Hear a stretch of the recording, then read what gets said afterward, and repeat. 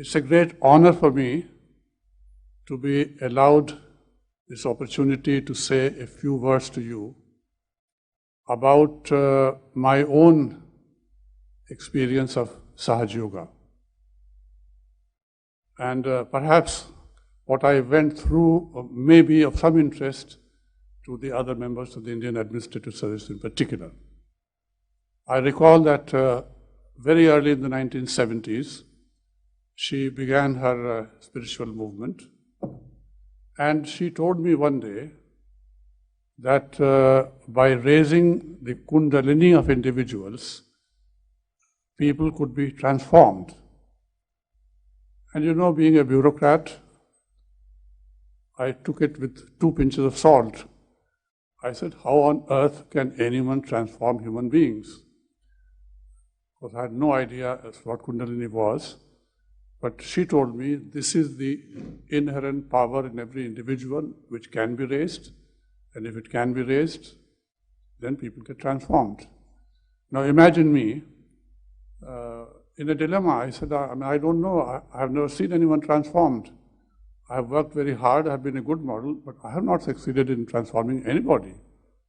So honestly, I tell you, I didn't quite believe it in the beginning. Then she persisted, she went along by herself. I gave no support to her at that stage. Then I got transferred to London. I got elected to a job there in UN, as Secretary General of Maritime Organization.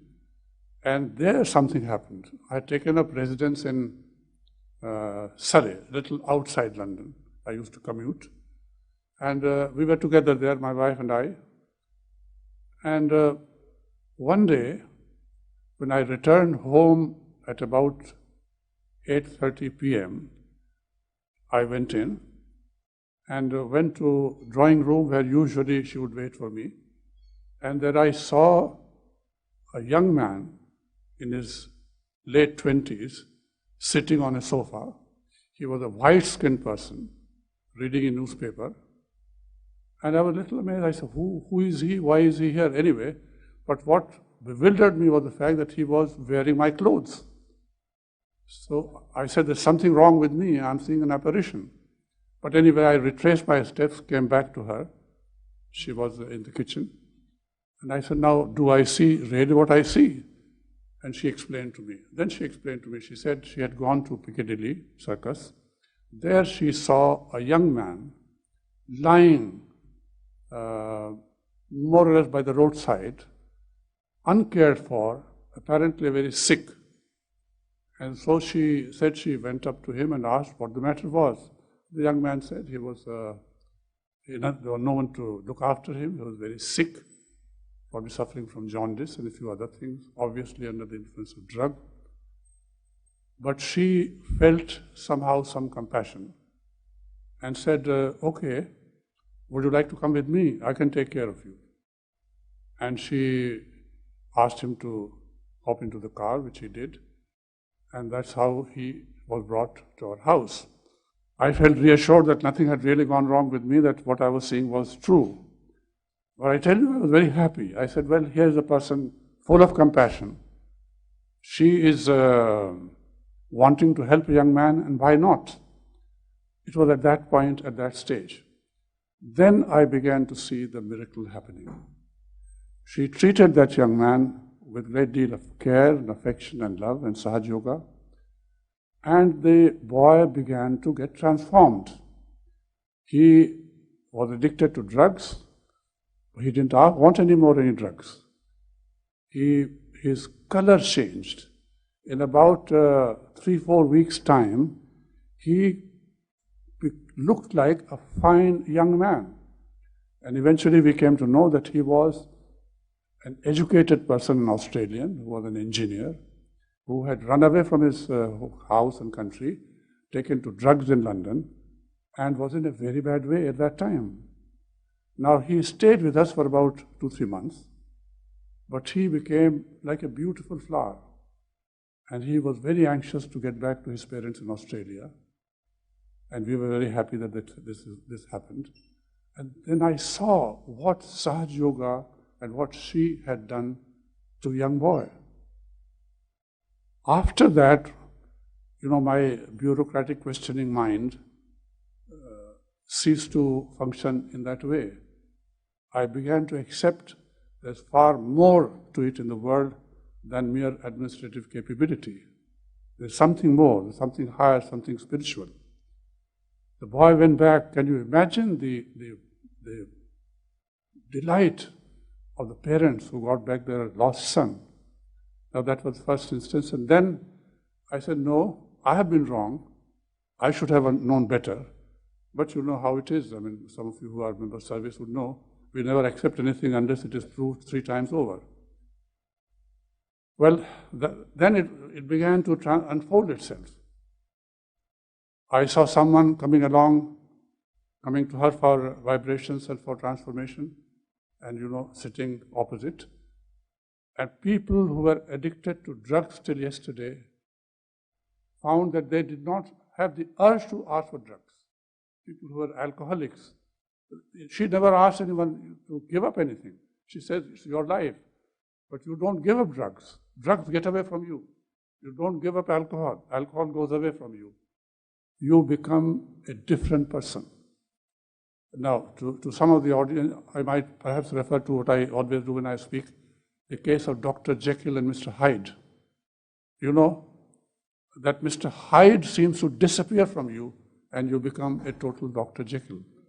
So I've seen many of that kind, a few in the beginning, and later on quite a number. And now, of course, there are thousands and thousands and thousands all over the world, in 80 countries. I have traveled with her to, not all of them, but some of them.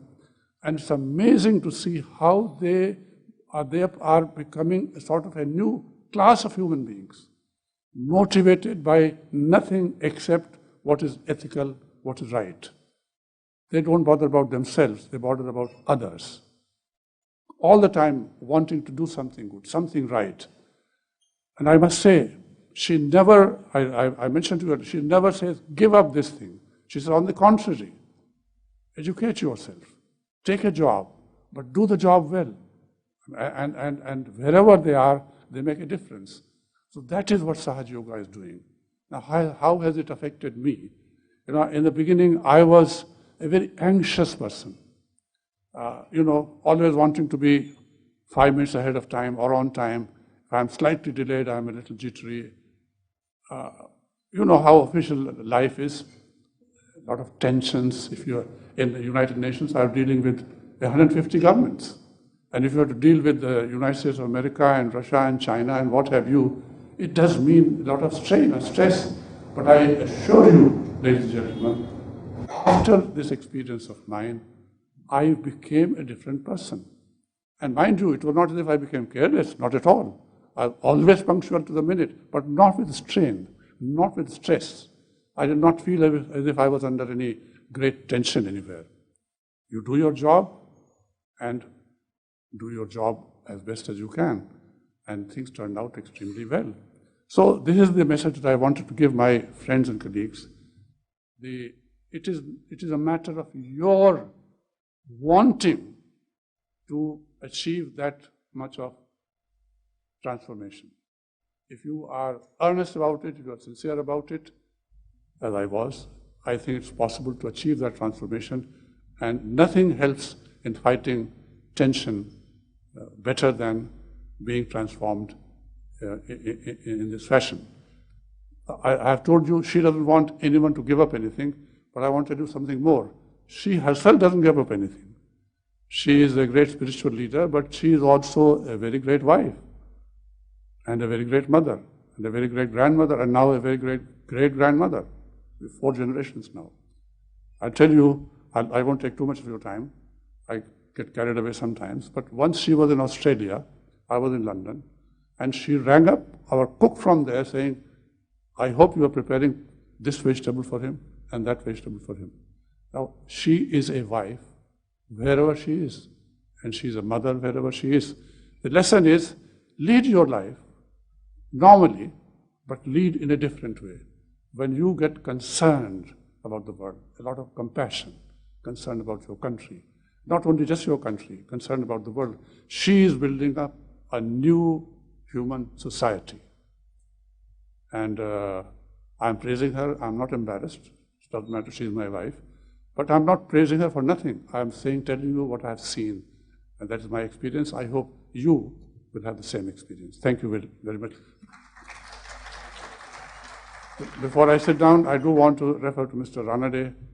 It was wonderful seeing him after many, many years.